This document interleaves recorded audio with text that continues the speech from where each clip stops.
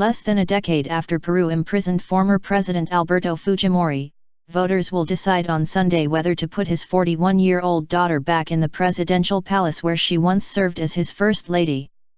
Keiko Fujimori has a slight lead over her rival, Pedro Pablo Kuczynski, ahead of the runoff vote, helped by her tough stance on crime and years of campaigning in poor villages in the populist style of her right-wing father. But with pollster Ipsos estimating a fifth of voters tend to remain undecided until election day, Kuczynski, a 77-year-old former investment banker, could stage a late surge.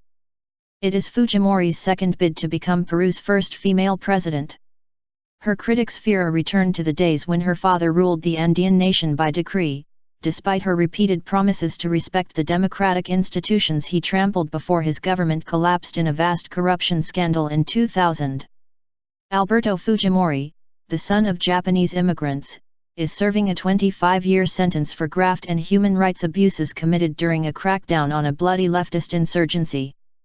Voting for Fujimori would be legitimizing the dictatorship, said Eduardo Leon, a 34-year-old restaurant owner who plans to vote for Kuczynski. Fujimori slipped in two opinion polls after tens of thousands protested her candidacy on Tuesday. The surveys, by Datum and CPI, showed her back in a statistical tie with Kuczynski. Both candidates are free market champions who defeated leftist rivals in a crowded April 10 first-round vote as Peru reinforced the recent trend of South American countries turning away from left-wing policies. Fujimori's brand of populist conservatism is rooted in her father's decade-long rule, when leftist guerrillas were crushed and new schools and roads were brought to far-flung towns. That stands in stark contrast with Kuczynski's technocratic style. As an economist, he's used to numbers and can be frigid in that sense, said Kuczynski's running mate, Martin Vizcarra, a former governor of a copper mining region in southern Peru. Kuczynski is one of the few high-profile politicians in the global minerals exporter unburdened by corruption and money laundering allegations. While he is widely viewed as honest and experienced, he is seen as less supportive than Fujimori of the social safety network that millions of poor Peruvians rely on despite nearly 2 decades of robust economic growth. Tough stance on crime.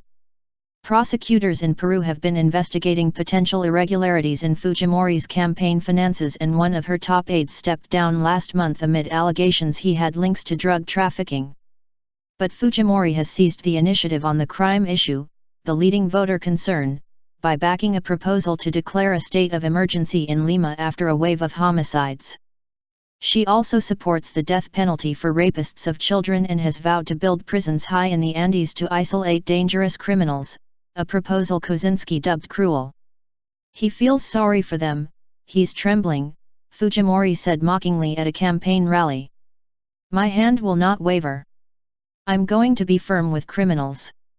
The fierce battle between Fujimori and her opponents has overshadowed Kuczynski, who has shied away from direct attacks even as he courted undecided voters. Vote for democracy, no blank or spoiled ballots, Kuczynski said, wagging a finger in a campaign ad. Fujimori says her father, who named her first lady after he divorced her mother, is innocent of the crimes that made him one of the few world leaders to be imprisoned in his own country. But she has promised not to use presidential powers to free him. Her supporters say her background would set the bar higher if she became the second Fujimori to rule Peru.